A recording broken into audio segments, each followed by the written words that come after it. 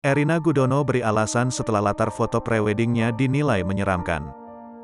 Foto prewedding Kaesang Pangarep dan Erina Gudono yang belum lama ini mereka unggah di Instagram masing-masing menuai komentar dari netizen.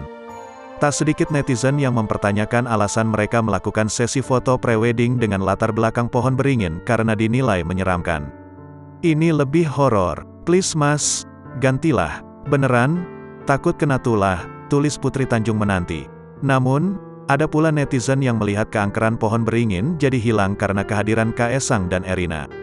Pohonnya jadi gak angker malah jadi pohon cinta ini mah, tulis Rina _Navia 14. Kaesang dan Erina yang dikabarkan akan segera menikah itu memiliki penjelasan sendiri mengapa memilih foto di bawah pohon beringin. Karena banyak yang tanya kenapa fotonya di pohon beringin.